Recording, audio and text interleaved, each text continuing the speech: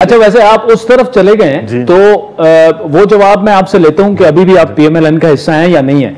एक स्टोरी है दूसरी, गुजरांवाला की जो मियां साहब की तकरीर है, बड़ी मशहूर मारूफ तकरीर है, उससे 10 दिन पहले आपको तर्जुमान बनाया जाता है, ठीक। और एक मीटिंग ऐसी होती है जिसमें मियां साहब खुद कहते हैं कि जुबैर साहब मेरे तर्जुमान होंगे क्योंकि मेरा बयानिया इंतहाई सख्त होने मेरे और मरियम नवाज के जी, और उससे ज्यादा लीथल कॉम्बिनेशन नहीं हो सकता था, ठीक है, उस वक्त के माहौल के, उस वक्त के माहौल में। तो आपकी कुछ सीनियर लीडरशिप जो थी वो कुछ झिझक भी रही थी कि आपको ना बनाया जाए तर्जुमान, जो भी है, फिर आपने बहुत कुछ सहा जी। तो व्हाट वेंट रॉन्ग?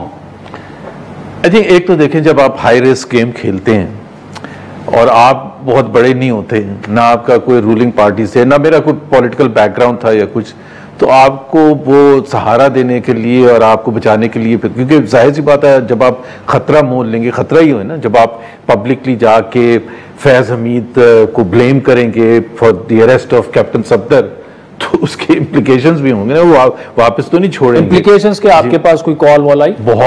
बहुत एक थी, मेरे वाइफ के पास आती थी, मेरे बिजनेस पार्टनर के पास आती थी।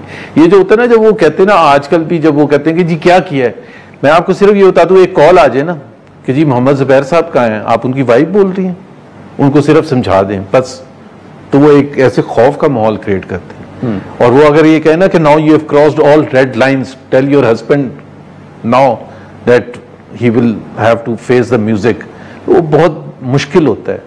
और आपको फिर सब आपके दोस्त अहबाब सब ये कहते हैं भाई आप क्यों इतना आगे तक चले गए। बट मेरे लिए एक बड़ा ऑनर था कि मियां नवाज एज एन ऑपोजिशन, और एक मूवमेंट चल रही है उसमें, इससे बड़ा कोई पोजीशन नहीं हो सकती थी।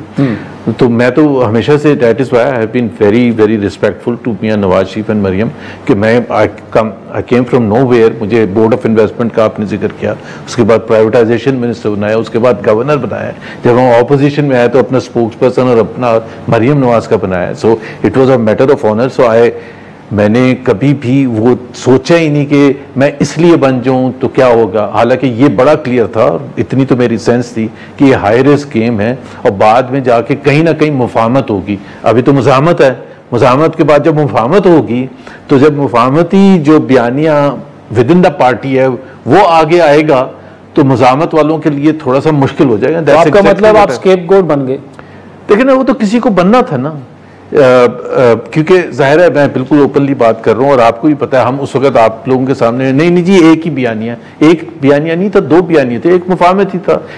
शहबाज शरीफ साहब कभी भी नहीं चाहते, and full respect to him for that, अपना हर एक का नजरिया होता है कि ये हम टकराव की सियासत ना करें। पहले भी हमें नुकसान हुआ है जिसकी वजह से मियाँ साहब की डिस्क्वालिफिकेशन हुई, going back to 99 and so on and so forth. और मियाँ साहब का जो था मुज़ाहमती बयानिया था, मरियम नवाज का मुज़ाहमती बयानिया था, दैट इज वाई वो नाम ले रहे थे, जलसों में नाम ले रहे थे। मरियम नवाज बाकायदा ललकार रही थी। तो आपकी जॉब एज ए स्पोक, अगर आप शहबाज शरीफ साहब के स्पोक्स पर्सन होते तो नहीं, ऑनेस्टली जो आप कह रहे हैं तो, और मुझे बहुत से कोलीग्स थे विद इन द पार्टी, बड़े अच्छे जो मेरे हमदर्द थे, वो मुझे बहुत दफा कहते थे कि यार इतना आगे तक ना जाओ, क्योंकि बहुत से जो लीडर्स थे, अगेन बात ये कि फ्रैंकली देखे ना, मैं तो एक आया था टेक्नोक्रेट, हुकूमत चली गई, मैं आराम से जाता वापस कॉर्पोरेट वर्ल्ड में या कहीं कंसल्टेंसी वगैरह जा सकता था। मैं कोई इतना अमीर आदमी तो हूँ नहीं कि जी मेरे पास बिजनेस भी चलती है और मैं ऑपोजिशन की सियासत भी करूँ, लेकिन I was the first and the only one who opted to resign in protest against July 25 election.